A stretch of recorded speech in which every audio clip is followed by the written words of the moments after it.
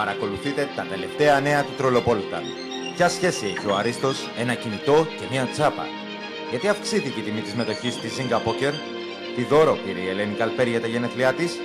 Ηλίας Ντούρος και Τελετέ Μπούκουρας. Υπάρχει συνεργασία?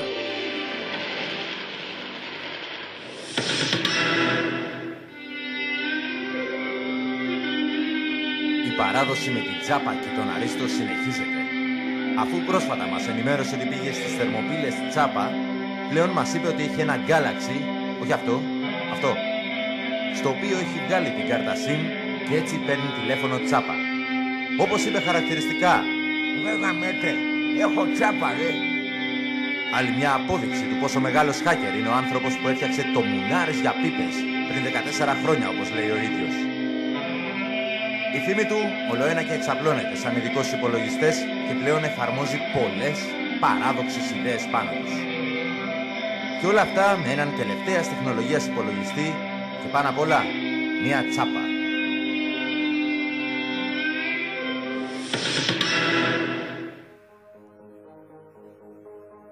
Τρομερή αύξηση της τιμής των μετοχών για τη Zynga Poker. Αιτία, η ξαφνική συμμετοχή στο γνωστό παιχνίδι από άτομα όπως Νόντας Μαυρογόνατος, James Prestige, Μόλερ Μπουκόφσκι, Μαξ Τετρόλιους, Αριάδνη Πετρίδου και πληγωμένη Μπεκάτσα. Πολλά από τα παραπάνω άτομα περνάνε αμέτρητες ώρες στα τραπέζια του πόκερ, με αποτέλεσμα οι θαυμαστές τους να αφήνουν κατά μέρους οτιδήποτε κι αν κάνουν και να παρακολουθούν με αγωνία την προσπάθειά τους. Οι μάχες είναι σκληρές, με αντιπάλους σοβαρούς και δυνατούς από όλες τις χώρες του κόσμου. Το ότι γνωρίζουν πολύ καλό πόκερ εξάλλου φαίνεται και από τους συνδυασμούς που φτιάχνουν συνήθως. Ας δούμε μερικούς από αυτούς.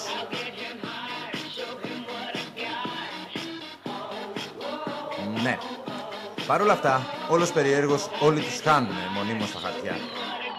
Ευτυχώς παίζουν και άλλα παιχνίδια, κερδίζουν λεφτά, τα οποία στη συνέχεια τα ξαναρίχνουν στο πόκερ με τα γνωστά επιτυχημένα αποτελέσματα.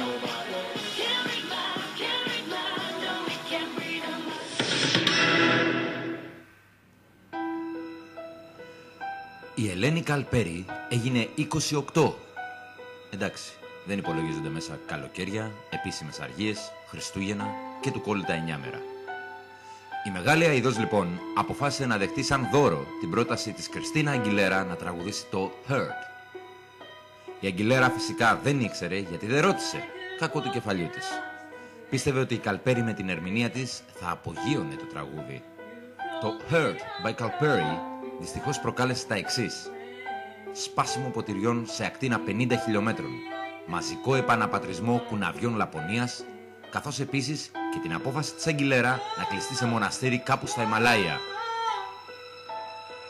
Το καλό για την Ελενίτσα βέβαια ήταν ότι της δόθηκε μεγάλο χρηματικό ποσό από εταιρεία που κατασκευάζει ακουστικά βαρικοΐας για τις υπηρεσίες της.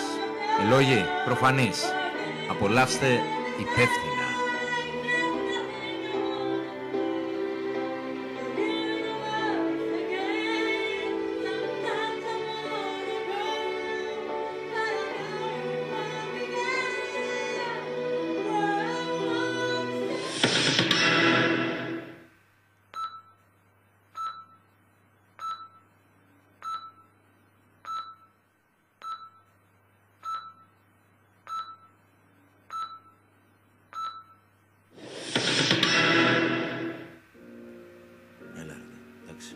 Από του Χάρου τα δόντια τη γλίτουσα, ευτυχώς. Πάμε τώρα, πάμε.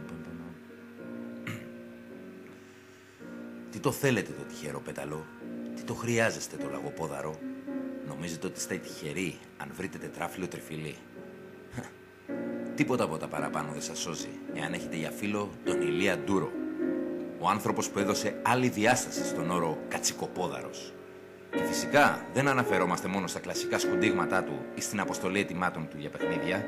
Πράγματα που ως γνωστόν έχουν οδυνηρά αποτελέσματα για το προφίλ σας. Όχι. Ο άνθρωπος που οι μισές δημοσιεύσεις του έχουν να κάνουν με σκοτωμούς, με καταστροφές και με κηδείες είναι εδώ καθημερινά για να φτιάξει την ημέρα. Αυτό το πετυχαίνει με το να σας πληροφορεί έγκαιρα και υπεύθυνα για το ποιος θα βλέπει πλέον συγγενείς και φίλους από τον τάφο. Φήμες στέλνουν στις Τελετέ Μπούκουρας να του έχουν κάνει επίσημη πρόταση συνεργασίας με αντικείμενο την αναγγελία τέτοιων χαρμόσυνων ειδήσεων. Ιστερόγραφο. Η είδηση ότι ο Ηλίας Ντούρος πέρασε κάτω από σκάλα και γκρεμοτσακίστηκε ο Μπογιατζής